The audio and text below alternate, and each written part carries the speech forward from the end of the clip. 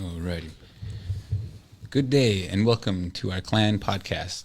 My name is Lumhi Sampson. On the other side is my co-host, Jonathan Buellman. And today our guest is Dionne. We're going to just briefly introduce you the concept and idea of what our CLAN program is. CLAN stands for Culture, Language, Arts Network, and we believe that part of our existence today is based on these teachings and lessons that our ancestors have brought forth to us, and hopefully we can do our best to pick them up and continue them for future generations. Along with that, this coming season for our podcast, we are introducing influential role models in the Twin Cities area who are active in the community and also, of course, have a lot of good positive things to share with us, as well as some of the more real meaty things, but also, of course, where we are today and our perspective on how we move forward. So today, again, we just want to briefly introduce our guest is Dionne. Hello, Vin. Hello. Do you want to introduce yourself at all in your own way at all? Sure. Yeah, give it a Bonjour, Jawanigijik, Indigenous Cause, Migizi, Dodem. My name is Vinny Dionne. I'm enrolled in the Turtle Mountain Band of Chippewa. That's where my father's from, Belcourt, North Dakota, and my mother, she's from Panema, Red Lake. Mm-hmm. Myself, I was born and raised in this community, Little Earth, pretty much my whole life, and still out here today. If you don't mind sharing, how young are you? I'll be 42 here. 42, right on, man. That's good to hear because we definitely need those types of stories from people that are from here and definitely have resonating stories, and people can definitely share along with that. So some of the things that we wanted to just briefly talk about with you are about what you do now currently, and also maybe what you did in the community right up until, well, I guess we'll go back 5, however long you want to go. Okay. Yeah. Should go now? Yeah. So what is it? What do you do now? What are you involved with? I've been involved with, I wear many hats, I guess. Mm. My daytime job, I'm the lead outreach worker for the American Indian Community Development Corporation. Mm. That's Mike Gozzi's crew. And I spend my days trying to find our relatives that are out on the street struggling, unsheltered, homeless, and try to find housing for them and connect them with other resources to, when they want it, to help better their lives.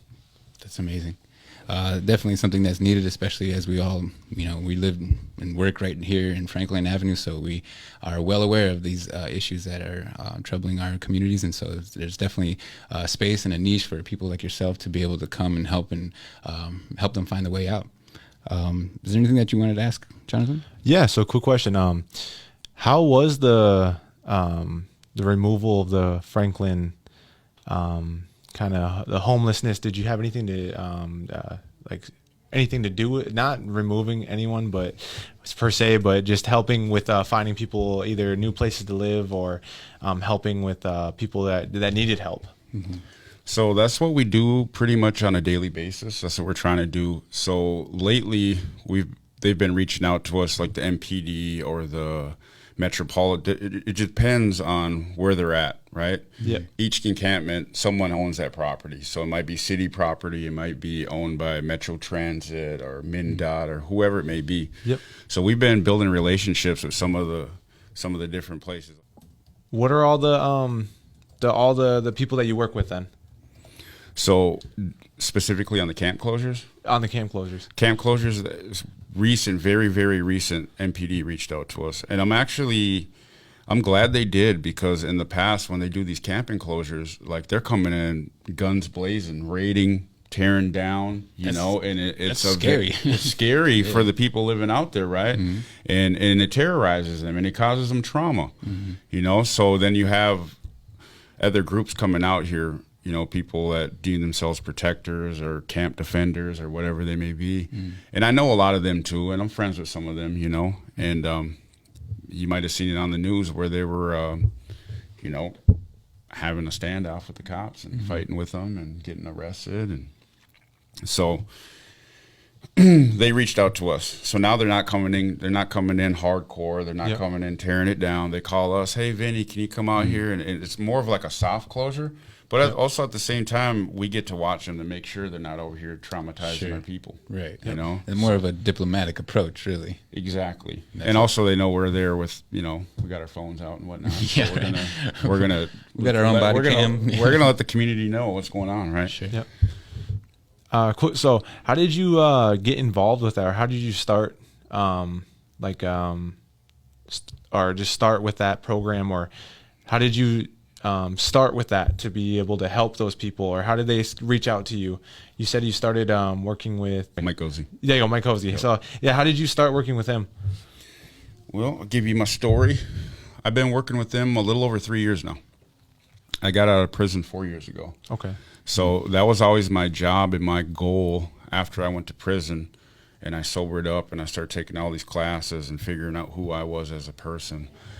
And so I started thinking goals, right? Yep. In my younger days, I wasn't thinking past tomorrow or next week or anything like that. If I had $100 in my pocket today, guess what? That $100 is gone, right? Mm-hmm. Going inside when you're sitting there and you're like, shoot, I got 4 more years left to do, you know? So you're kind of forced to think about the future, right? Yeah. How do I better myself and set myself up in these 4 years to change my way of thinking, right? You know, to make me a better person so I can continue on living in a good way. Mm. And that's when I started focusing on what I wanted to do when I got out. I had a friend that worked for Mike Gozy in AICDC, and we previously worked together at Little Earth, Frank Downwin.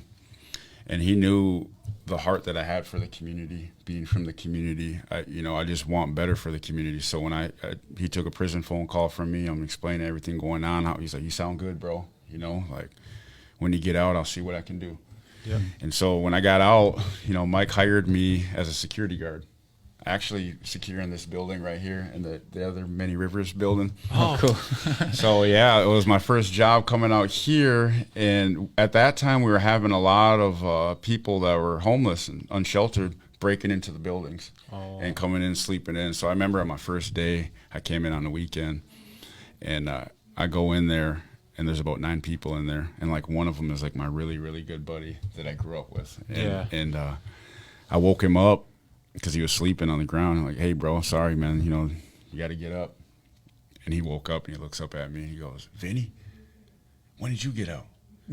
He's like, shoot, they already got you working? I'm like, yeah, bro, I'm ready, So from there, I was doing the security work, but I just wanted to get my foot in the door. Yep. And that's where it starts. Sometimes you got to take the job you don't want to take. It's a hard step, yeah. And also that was something that my game plan I thought about when I was still inside is baby steps to get to where you want to go. Mm-hmm. And I knew that was a baby step.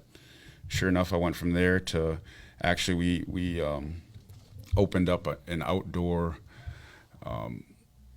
like a little place for workers to come, but also there were showers. There was a shower station, like a trailer, with 3 of them in there. And they opened that up, and it was just like a 3-month grant through the summer right over here on 23rd in Bloomington. And they hired me full-time there for 3 months.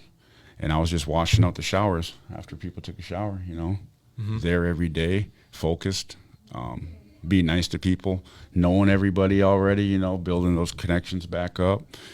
And from there, an outreach position opened up. Mm-hmm. And they called me into the office and they said, Vinny, what do you think about doing outreach? And I'm more than happy. That's what I was working towards. Right.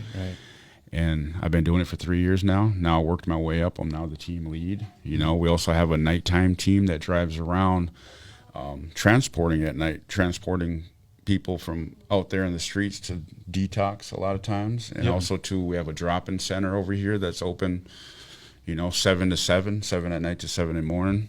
And we also have a shelter. When it's not full, we bring people there also. Mm-hmm. I think it's like you're saying, just the awareness of the community. I think even for an individual, but also other people will have a sense of respect for that when they understand, these people stand up for that. They ain't messing around. They ain't going to back down, and they want, their community safe and to be a place that's healthy for their loved ones to be able to be raised in. So, yeah. So you say, or for everyone who doesn't know, Little Earth Protectors, how did they start, and what is your role in the Little Earth Protectors? The Little Earth Protectors started during the riots. Yep. For anyone that hasn't been under a rock the last 3 years, we had probably the biggest riot ever here in South Minneapolis. It started, They burnt down the precinct, which is literally blocks from Little Earth. Jonathan, you were there at the time. I'm sure you were out there, right? I know you were out there. I know your dad was out there. They were all out there. We were all out there, right? And it was started by the community members there at Little Earth wanting to protect, like we got to protect our homes. Yep. And that's what the Little Earth protectors have been about, is protecting the people at Little Earth and protecting their homes, protecting the children, protecting the elders. Everybody knows Little Earth has always been like a female-dominated society. There's not a lot of men there, So for us men that were from there, that lived there, that have ties to there, we were all out there stepping up. And there was a lot of us out there, I wouldn't even know what the number is, 200 maybe? Yep. There was a lot. Right. There was a lot. And also at that time, the AIM Patrol started back up. And they were over here on Franklin Avenue protecting, the native businesses, right. And they had a lot of people out too, but those two crews are probably as similar in size. Little Earth didn't leave Little Earth. And at that time, Mike Gozzi called AICDC. He made the call out to go down here. So, of course, I went down here where AIM was and AICDC and the rest of the community. I came down here, but also knew I'm from Little Earth. That's my home, that I had to go over there with them. So initially, when everything first started, I was down here for the first day or two. And then I went to Little Earth because I'm like, that's where my kids are at. That's where I need to be. And so that's how the protectors were started, was during the riots. And after the riots, there was no police presence whatsoever. None. And everyone knows how Little Earth is. Little Earth, for the young gang members out there, that's always been like, they like to go there. That's their proving ground. Little Earth has always had this tough reputation, this strong reputation. Like, you don't want to go there. You don't want to mess with those dudes, right? And so the other young guys, they like to go there to try to make a name for themselves. So they come, then they'll come and terrorize our community. Just out of trying to make a name for themselves, I guess. And so we had to deal with a lot of that. Like when we started, there was a lot of us out there. We would lock Little Earth down where you couldn't come in at nighttime. If you came in, you had to go through our barricades, Yeah, you had to live there. I remember that. Yeah, we had, and it was dangerous. One of our protectors got shot. I've had guns pulled on me, because like I said, there's a lot of young wild guys out there. Then you put alcohol into the mix, and you put the drugs, the methamphetamine into the mix. It turns our people crazy, And so we were out there like that for a while until, of course, like we're gonna burn out, right? You can only do this 7 days a week. For how long can you do it for, right? And so we started dropping off a little bit. Now we're still out there, My role now is I was voted in as the president of the Little Earth Protectors. So right now we probably have maybe 10 to 15 people that go out there on a weekend basis. We trimmed it back. It was 7 days a week. Now it's just on the weekends. And now our next, what I feel strongly on, what I want to push is I want to push the drugs out of our community at Little Earth. I feel like it needs to start there. If we can get Little Earth, if we could push all the drugs out there, and then we can start focusing on the greater community of South Minneapolis, And that's a goal of mine, along with a few other people. And that's kind of like the thing I want to push right now is we need as much support, boots on the ground people as they can to say, hey, enough's enough. Exactly. We normalize drug usage in our community.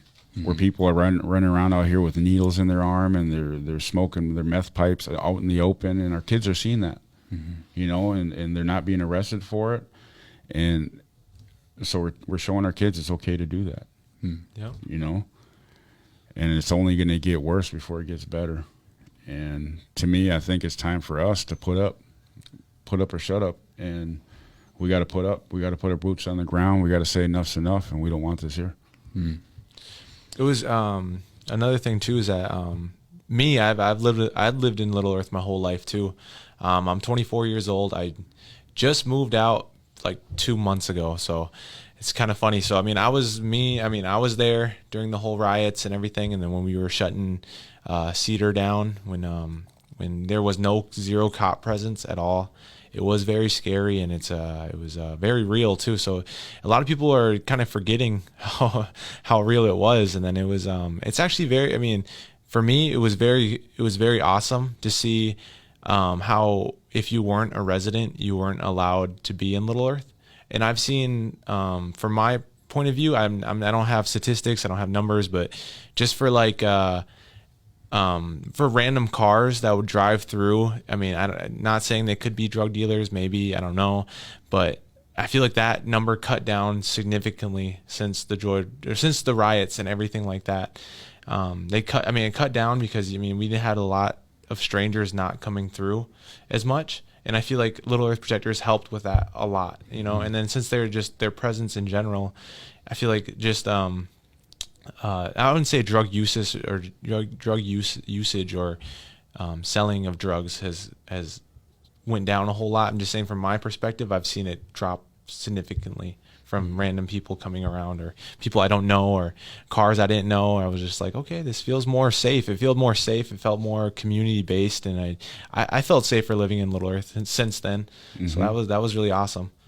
Yeah, let me touch back up on the riots, the whole situation. How dangerous it was, how scary it was, right? Yep. Like I'm an old warrior. I've been around, not much scares me, right? I was scared. I just shared some photos from Facebook that people posted of how it looked like a war zone. Yeah. It was a direct war zone. There was people running. It was common to see guys running around here with firearms, to see guys running around here with baseball bats and golf clubs, riding around. It was common. And that plus you add in everyone's wearing masks due to COVID, right? So everyone's got masks on and they're running around with weapons, Everyone looks sus. Now, yeah. And normally when you see that, you're like, yeah, oh no, Now it was normal. So before you know it, you don't know if that guy's gonna point his gun at you and start pulling that trigger. And that's how bad it was. So it was the worst time ever for the city. But at the same time, for me, it also showed me hope for our city to see how our Native community came together. This person and that person might not have gotten along for this many years, and there might have been a little, animosity there, but we all came together and we all stood as one. And for that, I'm very, very proud, and it gives me hope for our future. If we can do it there during that time, we could do it again. Right. There's no reason why we can't do it again. If we could stand up when buildings are getting burned down, let's stand up and let's clean it up. Clean it up. You can work on every part of that. Yeah. Like you're saying, I think that's amazing. I definitely noticed that too during the riots and everything. It was scary, but also I think it was very, very hopeful and resounding to understand and feel a sense of community that was powerful. Yes. That it was undeniable. Even MPD couldn't quite do what Little Earth was doing, to try to protect its community, and that says a lot. It shows how the strength of our people, our young men, our warriors, even our women, of course, have the ability to stand up and do what's right. To put themselves almost in the line of fire and in harm's way in order to protect their family or communities, and in order to see them loved and happy and live a better life. And I think that's, like you said, that is very, very hopeful, and it does spark, I think, a bigger change that is already occurring, not only through the sense of standing up against that type of violence, but also, like you said, there are issues in the community that can be addressed if we all band together. It's not anyone's issue to solve. It's all of our issues together, and especially for those that are going through it, they need us. They need the community to be able to keep that door open for when they are ready. I understand, addiction is hard. I understand there's much more that goes into it than anybody knows for an individual, but also at that same time, when there is that time and place for us in our indigenous ways, we have teachings that help us keep that door open for those people to come back and join that circle and be a part of the community again. So hopefully we can all see that sooner than later.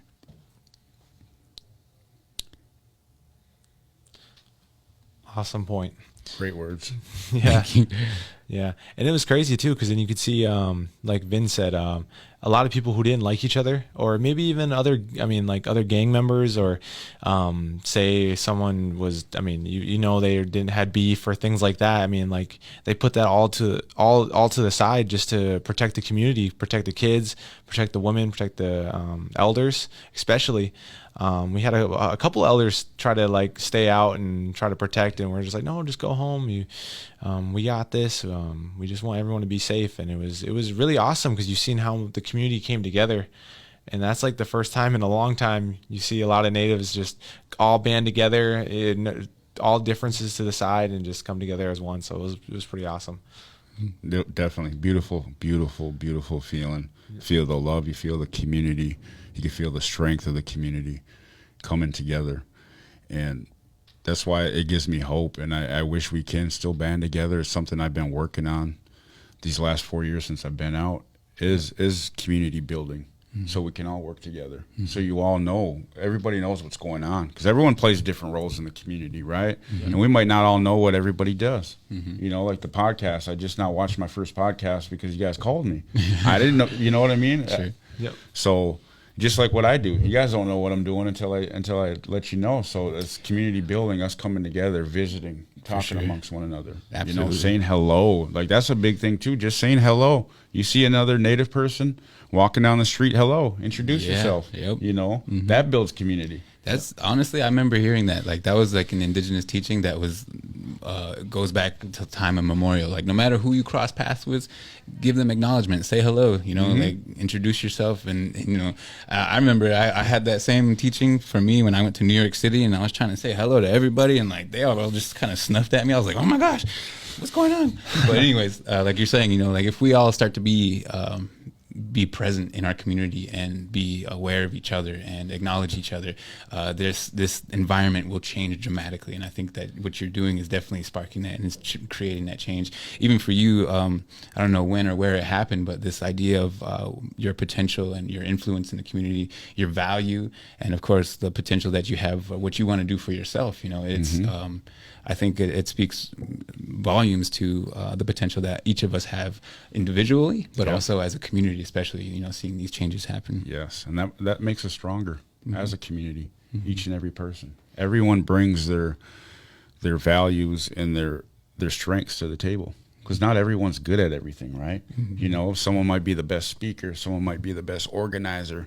You know, let's all come together. Let's not, just because you guys don't like each other for whatever reason, let's come together. When we come together, like let's settle for mediocrity. No, let's all be better. I'm getting goosebumps thinking about this. Yeah, man. Like, serious. That's awesome.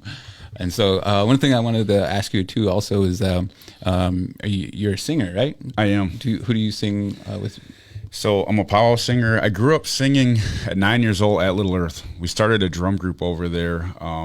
My first teacher was Reuben Crowfeather, my big brother from Little Earth, you know. Shout out Boob.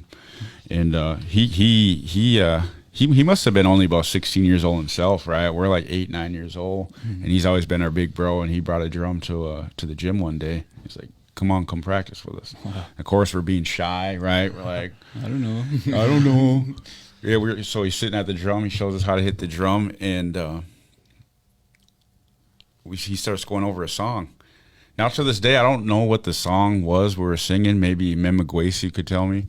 But I remember the song because he made us sing it, and he made us all do a lead. First time ever sitting down at the drum, 9 years old. You know? Talk about breaking the ice. Right, exactly. Because when I teach kids now, they're super scared, right? But yeah, we're over here. He had us doing leads the first time we did it. So we started at Little Earth, and then we took on another drum teacher, Eugene Redday. You know, Eugene Redday, he was the one that gave us a drum name. He named us the Little Earth Juniors, right? So we were going by the Little Earth Juniors, young guys. We actually got really good too. We got really good and really well known as kids. You know, we hit up a few contest powwows. We placed at some big powwows, but we're doing all kinds of gigs around here. Probably the biggest thing we've done was they flew us out to D.C. back when Bill Clinton was the president. Wow. And we got to go out to the White House and go meet him at Andrews Air Force Base, and we got to go sing for him. Wow. And that was amazing. I was probably like a pretty cool. 12-year-old kid at Little Earth. They flew a whole group of us, the whole drum group, out to DC. That was a culture shock, right? Like, whoa. It was awesome. You know, it was like some unforgettable stuff right there. You know, and yeah, I got to go do that. And so I've been singing since then. And then as we got older, our group disbanded. You know, when we're probably like late teens, we all hit puberty, right? Yeah. So when anyone who sings knows when you hit puberty, your voice is done. You know, my teacher taught me, like, you have it's done. Yeah, it is. He taught us. He said when you hit puberty, you know, when you lose your voice, you have to sit back for a year and let it come back. Then you can come back a year later. So we took a little more than a year off. We ended up taking like maybe about 4 years off. Mm-hmm. Yeah. And by that time, you know, I lost my voice. My brother lost his voice. So like 4 years later, that's when I started getting into trouble. My focus started turning to other things, you know, at Little Earth. At the time, it was like heavily influenced by gangs, you know. At that time, it was really bad where if you wanted safety, you had to be involved with a gang because you needed numbers, right? Either that or, you know, I was being victimized at that time over there. I was getting guns pulled on me. I was getting slapped around. I was getting beat up. And as a young man, no one likes that. You know what I mean? No one wants to get slapped around by some older guys. I think at any age, nobody likes that. Exactly. Especially when you're a young man and you have that warrior in you and you're trying to figure out what it is to be a warrior, right? Yeah. And then you get introduced to the older gang members that are like, this is what being a warrior is about. Sure. Because we have older gang members who are lost, who don't know what being a warrior is about, you know? And so they put all their focus and energy into the gang life, you know? And that's another thing, too, also with our young men that I would like to bring. What we're doing now, this is how we are a warrior today. We're defending our people. We're defending our community. This is the modern-day warrior, you know? And if we can get more of our young men before they get to that gang thing, and even before, even if they're involved with gangs, I still want them at the table with us, you know, because we're all human beings. We're all Native people. Just because you join a gang doesn't mean you're a bad person. I've met guys who were involved in gangs who are actually really, really good dudes. They just got mixed into the wrong crowd trying to figure out life. But if we can get those guys and the ones before they even get to that, I think we could build a very, very strong community with a lot of young warriors. And that's what we're going to need, not just the men, but the women too, you know. You see when there's rallies and events going on, it's the young people that show up, you know.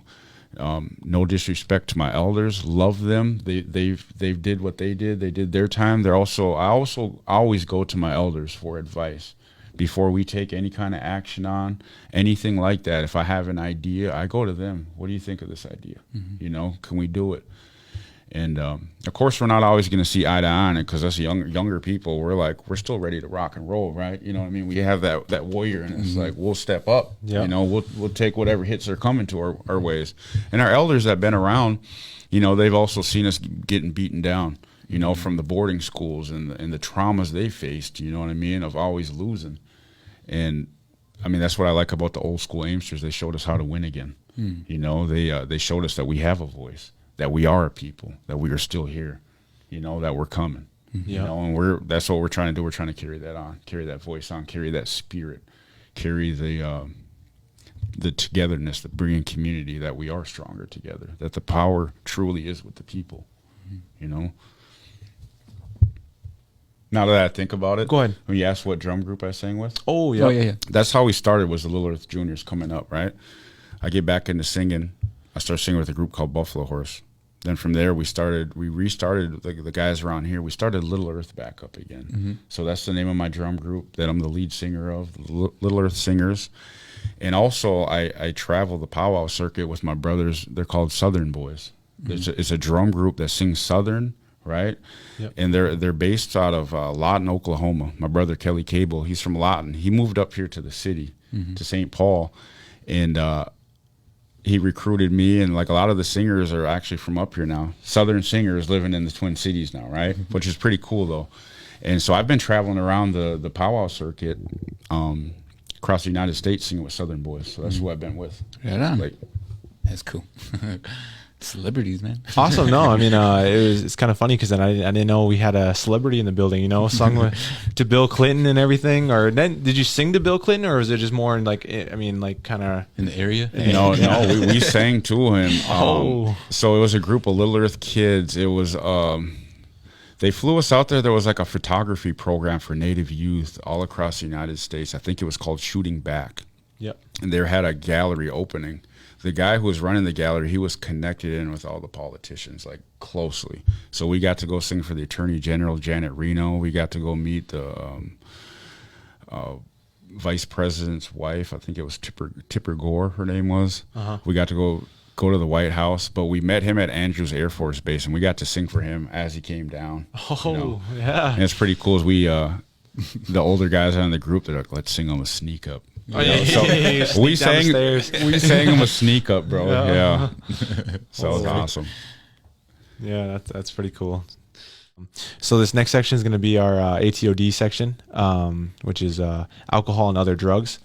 So in your words, or in your words, what are the difference between traditional tobacco use and commercial tobacco use? Give you my point of view on it? Yep. All right. I think, our traditional tobacco use, which we all know, that's like, even as a singer, if you ask me to do something, you give me tobacco. Yep. That's always been our way, And with the commercial use of tobacco, I mean, it's the colonized way of doing things. Of course, they're going to add all this addictive chemicals, nicotine, all that into it, right? And everything else they put into it. Yep. And then they sell it for commercial use, because this is what America's been built on, in this colonized system that we're living in, is pushing everything on us. Yep. Just like they push the fast food and all that on us. That's why we're all fat and obese and out of shape, right? Yeah. But it's all about them making money. Yeah, stuff we don't need, but they need us to give them money. Yes, and that's what America has been based on. All these European immigrants, when they came here to make money. They came here to take land, resources. They came here for the resources. They couldn't hack it in their own country, right? So they have to come here to try to figure it out. And that's what they've been doing. They've been exploiting us ever since then.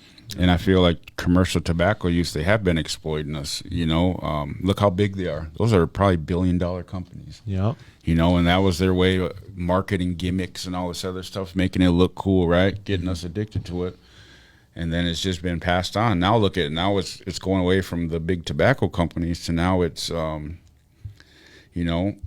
might as well admit right now, I used to chew tobacco. I used to be a smoker, then I quit smoking. Then I started chewing tobacco. Now I even went to I'm also trying to quit. I'm doing my best right now, a little at a time, right? Yep. So I'm not using the actual tobacco. I'm using the nicotine pouches that they have now. Sure. And so that's like kind of what the new thing is now, the nicotine pouches for chewers. Now they got what are those things called that they're smoking? Oh, yeah, it's the e-cigarettes. The e-cigarettes, so that's kind of where it's at now with the nicotine in it. Yeah, with all those e-cigarettes, vapes, whatever, and they're all like fruity flavors, so they're all target kids, and all target it's kids. just real rugged, and it's, I mean, and the main people that are buying it are kids, you see a lot of young people all the time, like bus stops, anything, young kids smoking vapes, and it's just, I don't know. It's just, I kind of feel like it's a genocide that's been happening for thousands, or not even 1,000 a year, but like a couple hundred years, just because of commodities. When they displaced us and put us on reservations, they gave us commodities, which is food we've never been accustomed to. Cheese, dairy products, things that our body hasn't never seen, never been used to, and then now they're kind of just misusing tobacco too, which is very addictive, hurts your lungs, get you down that road to cancer, depending on how you misuse it or how you abuse it. So it's really tough for Native people, and it's really good that people are standing up and saying, hey, this ain't right, or keep you see a lot with people saying keep tobacco sacred, so it's pretty cool, Yeah, and like tobacco use. My grandmother Gladys Kane, that's the lady who raised me. She also, when I was a kid growing up, she also lived at Little Earth and helped me with my mom and my dad raising me. but she passed away from lung cancer due to tobacco, from smoking. So it does kill our people, you know, and that's another way for big tobacco companies, the big, you know, to use us to make their money, to make the rich richer, to keep the poor poor. I mean, look right now, they'll justify upping their cigarette prices, right? To act like they're trying to thwart people from not using tobacco. It sounds like they're just making more money. And they are, because they know it's a heavily addicted chemical. Yep. You know, it's a very addictive chemical. And so when you become used to that, you need it every day to function. If you don't have it, then all of a sudden here's what I'll say to our youth out here. If you cannot ever start, that's the way to go. They're using you. There's nothing cool about it. You know, you try it once, you can do it twice, 3, before you know it, you're addicted to it. And you have to spend a lot of money on it. You know, myself, I'll give you my point of view. I was spending $300 a month on my chew. Jeez, that's like a paycheck a week. Or one paycheck a month. Yes, I mean, do the math on that. You know, that adds up. Yeah. You know, $300 a month, that's, you know, times 12, that's what, $3,600 a year. Jeez. You know, just on a tobacco product. That After 3 years, that's like 10 grand. That's not natural to us. That's You could have bought a car. Yeah. No, and that's another thing we gotta start looking towards our finances too. Another thing I learned that I didn't know before was the saving money. Watching how you spend your money, knowing how much you make per paycheck, and how can you save some of that, but how are you spending it? You know, and a lot of the way that they run America on us, they have us spending our money on stuff we don't need. You know, like tobacco, you know, like fast food, Alcohol. you know, alcohol, even drugs, you know, all of that. So another thing too is that the Little Earth Protectors, they carry Narcan on them, right? Yep. Okay. A lot of our protectors, they're trained in Narcan. Yep. What else are we trained in? We're also trained in like de-escalation tactics, and we're working on getting trained in a few other more things too. Kind of like more serious, like gunshot. You know, how to treat that stuff. Right. No, that's awesome. Yeah. Yeah. So then, I know you touched on it, but then, would you, so do you have any things to say to the youth that are either struggling with substance abuse, tobacco use, anything like that? I know you say just don't even start, you know what I mean? But then at the same time, how realistic is that? You know, a lot of people, they see their parents, they see their grandparents, they see their older friends, things like that. Do you have any words? I mean, any words of wisdom for that? Yeah, in that sense, I guess that would be like, do you know of any support systems or programs that people can reach out to and go to themselves? No, that's a great question. That I don't know. Oh. And that's something maybe us as a community should really address. Right. And that's what it takes when I say us banding together for different causes, whatever they may be. Why not tobacco use? Right. Why not we get everybody involved? And it might be a little bit tougher, right? Because we have a lot of people who are addicted to tobacco right now that are like, oh, I can't speak on this. And we all kind of look the other way too, and we don't. And we do, and like with our youth, it does start at home. A lot of the things start at home. Yes, us as workers and whatnot, and community leaders and members, we could always give our take on things, but it does legit start at home. You know, how do we get our parents off tobacco? Right. You know. And that question isn't easy to answer either. I would say it's not like, hey, there's one specific way to answer that question. I'd feel like it comes with a lot of education, a lot of knowledge of either doing your own education or your own learning, or even maybe sometimes say there's a death in the family, you know, like you, I mean, not to rehash, but you said your grandma died of lung cancer, you know. It takes things like that for some people to either wake up and be like, hey, this is real. This could happen to me. Hey, this could happen to my daughter. Hey, this could happen to my son. If I don't either educate myself or I want to do better for either my people or for my family, Yeah. So I mean, it is a hard question to answer, so it's just I love your take on it too, though. The community banding together is just awesome, especially if people look up to you. I mean, I look up to you. I see you a lot in the community, and just like, hey, Vin's doing good. I want to do good today. Or say I'm only 24 years old. I'm not too old, but I know a lot of kids that do look up to me in the community. And then I try to stay sober. I try to not smoke or do anything where it's. I know when kids are looking up to me, I'll just try to stay positive, stay happy, do things that are positive, work out, play basketball, and things like that. So it's really awesome. I feel like it really comes down to your community, what you do at home, and try to keep yourself educated. Yeah. And I'm glad that you see that and you acknowledge that in yourself, because we have a lot of everybody can be a leader. There's not just one leader in this room. I'm sitting here with 4 guys right now. I see 4 leaders. We can all be leaders. And I tell this to our young leaders all the time, because they come to me for advice, right? They come to me of how to walk and what do they think. And I let them know what you just told me. Like, you're a leader. Yep. You might not know it because you might see me just because I'm older than you. Yeah, I'm an older leader. You're still a leader. Yep. And there's younger people to them that are young. They're going to be young leaders or are young leaders right now, looking up to how you're watching you. Yep. They look up to you. They see how good of a basketball player you are. They want to be just like that. They see you working in the community. Oh, they want to be just like that. They see you driving a vehicle that's not a hoopty, right? Because especially at Little Earth, that's a big thing with us. The traumas of growing up poor, as we look up to people sometimes for the wrong reasons, because they have a nice vehicle, because they got a pair of Air Jordans on their feet. Yeah. And I noticed that. I still teach singing at Little Earth today. One day I happened to wear one of my newer pairs of retro Jordans over there, not realizing, right? And the kids are like, those are fake. I'm like, what? Those are reps. Yeah. I'm like, no, they're not. Where'd you get them? How much did you pay for them? Like, they were really interested, and they took me more seriously because I had on a pair of brand new Air Jordan retro shoes, which were expensive and hard to get, but I get that too, so that's just how it is growing up at Little Earth or anywhere in this community when you grew up on welfare with nothing. And I get that because that's how I grew up too, and that's also why I started buying the cooler stuff, And that's another reason. Like I said, the American way, right? We spend our money on stuff we really don't need. Yeah. Nice clothes. Yep. Like, come on now, right? Yep. I'm wearing my Clyde shirt today. Resist. This, for those of you who don't know Clyde, that are too young to know Clyde,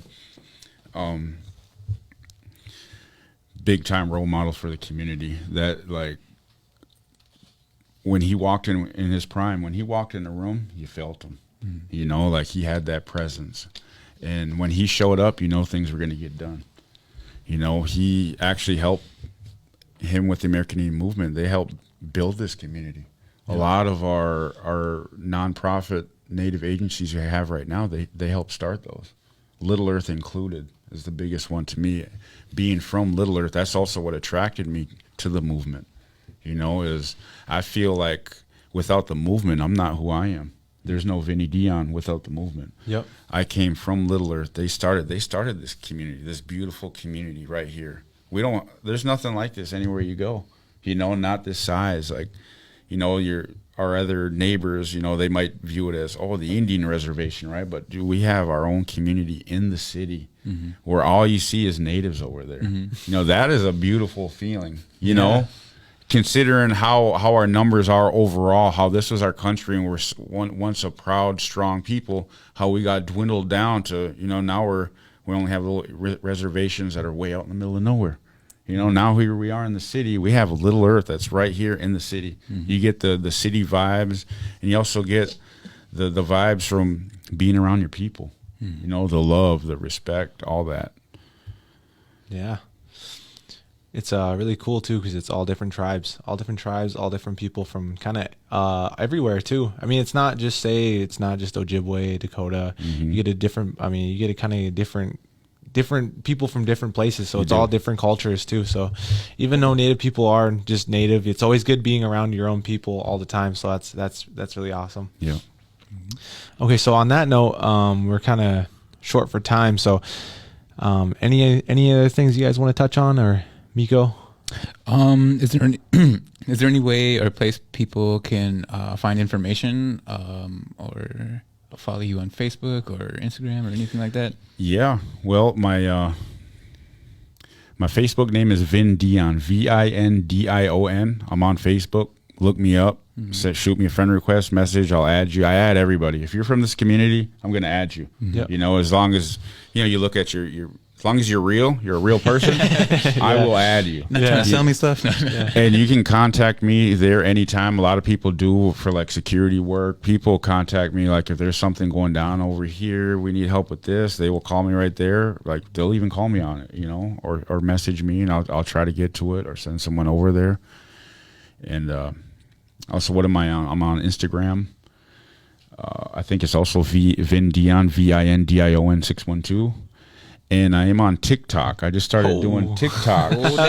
But it's kind of more focused on like things that I'm doing in the community as I'm doing them. Oh, okay. You know, like this, like a day in the life of Vin Dionne. This is what I'm seeing here today. We're at this event, or we're at this powwow, or you know, I'm probably gonna do one for this show. Honestly, after this. Oh, cool. Yeah.